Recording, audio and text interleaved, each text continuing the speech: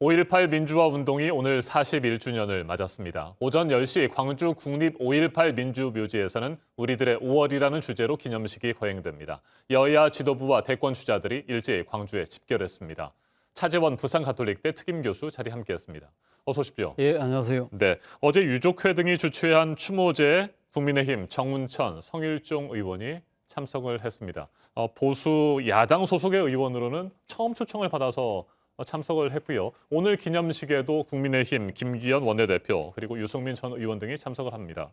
이제 5.18 정신이 진영과 지역의 벽을 뛰어넘고 있다. 이렇게 볼 수 있겠습니까? 예, 뭐 그렇게 볼 수 있습니다. 사실 이번 그 41주년 5.18 기념식의 주제가 우리들의 5월이거든요. 네. 41년 전 강주의 5월이 현재를 살아가던 우리 국민 모두의 5월이라는 것이기 때문에 그것이 바로 국민 통합을 상징하는 것이 아니겠습니까? 그런 측면에서 보면 보수 야당 인사들의 적극적인 참여, 그리고 또 여기에 대해서 문호를 열은 유족회의 그런 모습들이 한 단계 더 성숙된 대한민국의 민주주의를 보여주는 모습이 아닐까 하는 생각이 드는데, 문제는 그 바탕 안에, 그러니까 불과 몇 년 전마다, 불과 2년 전이죠. 네. 2년 전에 사실 지금 이 보수 정파 일각에서는 5.18에 대해서 상당히 왜곡하는 그런 목소리들도 있었지 않습니까? 그렇지만 이제는 그러니까 그런 목소리를 잠재우고 좀 더 적극적으로, 그러니까 이 5.18의 의미를 받아들이고 적극적으로 또 반성을 토대를 바탕으로 해서 5.18 특별법에 적극적으로 개정에 앞장섰던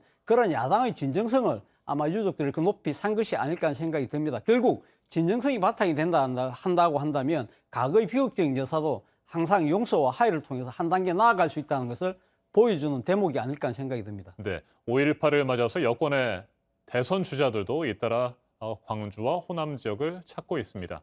5.18 정신 또 여권의 심장부라고 불리는 지역에서 5.18 정신을 토대로 해서 호남 네. 민심을 사로잡겠다. 뭐 이런 의도도 있어 보입니다. 예, 당연하죠. 그러니까 방금 앵커께서 말씀하신 것처럼 호남, 강주가 소위 말하는 진보의 심장이라고 하는 그런 정치적 상징성을 분명히 갖고 있잖아요. 그렇다고 한다면 민주당 같은 경우는 상당히 이 호남에서의 정치적 상징성을 누가 확보하느냐가 상당히 크게, 그러니까 이 지금 여러 가지 정치적인 운명을 좌우할 수 있는 하나의 결정적인 잣대가 된다는 것이죠. 그리고 특히 실질적으로 2002년 이 노무현 당시 후보가 강주에서의 이 소위 말하는 기적을 일으켜서 노풍을 통해서 그러니까 대통령 당선까지 가는 그 과정에 있어서 호남이 보여줬던 전략적 선택, 소위 말하는 시대 정신을 가지고 있으면서 이길 수 있는 후보를 선택했던 그 호남의 그 슬기로운 정치적 지혜, 이런 부분들에 대해서 여권의 주자 입장에서는 누구나 그 선택을 받아야 된다는 절박감이 있는 것이고요. 그리고 또 한편으로는 이 경쟁이 뜨겁다는 이야기는 아직도 누구나 특정 한 명이 이 소위 말해서 호남의 민심을 대세를 장악했다고 볼 수 없기 때문에 앞으로 더 경쟁이 치열해지지 않을까 하는 생각이 듭니다. 네, 야권의 유력한 대권 주자로 꼽히는 윤석열 전 검찰총장도 5.18 관련 메시지를 냈습니다. 5.18은 현재도 진행 중인 살아있는 역사다. 뭐 이런 내용이었는데 윤석열 전 검찰총장의 이 같은 메시지는 어떤 의미가 있을까요? 일단 뭐 본격적인 그 대선 등판을 위한 일종의 정치적 몸풀기, 워밍업이 아닐까 하는 생각이 듭니다. 네. 사실 이 5.18이 대한민국의 역사, 특히 민주주의 역사에서 차지하는 비중이 엄청나게 크지 않습니까? 그렇다고 한다면 이 대목을 패싱하고 차기 대선을 논의할 수 있겠습니까? 그렇다고 한다면 여기 대해서 뭔가 메시지를 냈다는 의미는 아무래도 차기 대선에 대한 강력한 도전의 의지를, 그러니까 지금 애둘러서 표현하고 있는 것이 아닐까 하는 생각이 듭니다.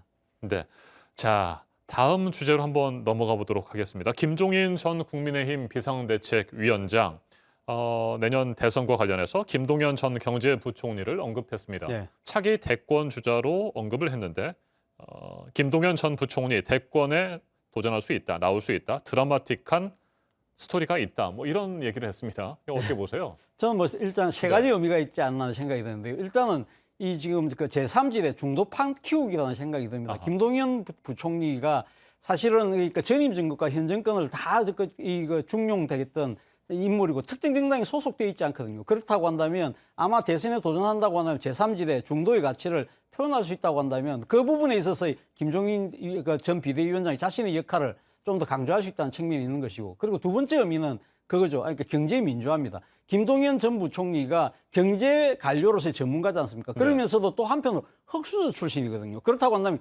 김종인 대표가 갖고 있는 경제 민주화를 상당히 대변할 수 있는 인물이라는 의미에서 자신의 정치적 가치를 드러낼 수 있는 하나의 통로가 수단이 될 수 있다고 생각하는 것 같고, 세 번째는 윤석열 총장에 대한 상당한 좀 뭐랄까요, 경고의 메시지를 내보내는 것이 아닐까. 이 윤석열 총장에 대한 상당히 러브콜을 보내는데 윤 네. 총장은 정작 김종인 전 비대위원장한테 아무런 지금 반응을 보이지 않고 있어요. 그렇다고 한다면 나는 당신 말고 김동연 전 부총리도 선택할 수 있다는 그런 메시지를 통해서 일종의 윤석열 총장에 대한 적극적인 오히려 더 큰 이 뭐랄까 러브콜을 보냈다는 의미도 가능할 것 같습니다. 네. 만일 김동연 전 부총리가 대권 가도에 나서게 된다면 김종인 전 비대위원장이 킹메이커로서의 역할을 하겠다 뭐 이런 뜻으로도 해석할 수 있는 겁니까? 그러면? 그렇죠.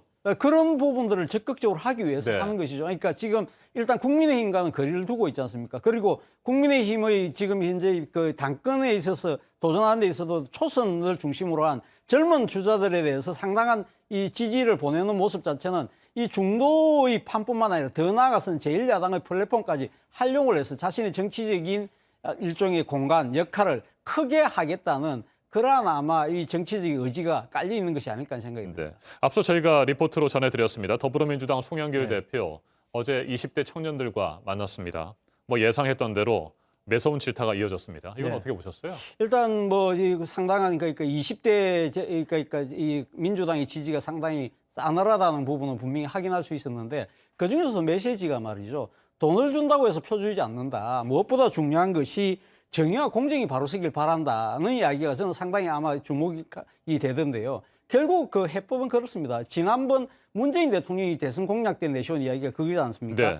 이 기회는 균등하고 과정은 공정할 것이며 결과는 정의로울 것이다는 부분을 이야기했는데 결국 그렇다면 기회 균등을 위해서는 앞으로 많은 기회의 사다리를 더 만들어낼 필요가 있는 것이고 그 과정의 공정성을 위해서는 소위 말하는 이 아빠 찬스를 비롯한 특권과 반칙이 허용되지 않는 뭔가 제도를 만들어야 된다는 것이고 결과의 정의라는 부분에서는 뭔가 가정상의 공정에 문제가 있을 경우에는 그 부분에 대한 척결은 내 편이라고 해서 감싸지 말라는 거죠. 그러한 부분들을만 잘 지켜도 저는 20대의 표심을 잡아올 수 있지 않나 하는 생각이 듭니다. 네. 그리고 지금 민주당 내에서는 대선 후보 경선 연기론이 지금 나오고 있습니다. 일단 네. 당 지도부에서는 검토한 적이 없다 뭐 이렇게 말을 하고 있는데 네.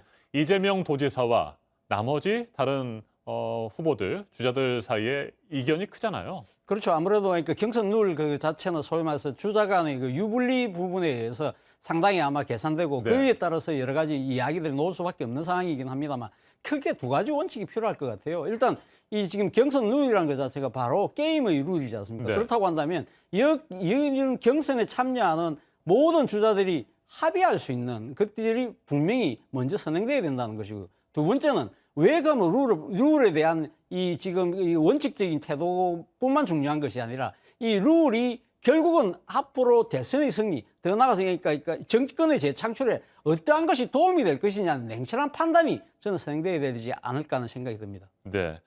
알겠습니다. 오늘 여기까지 듣겠습니다. 차재원 부산가톨릭대 특임 교수였습니다. 말씀 잘 들었습니다. 예, 감사합니다.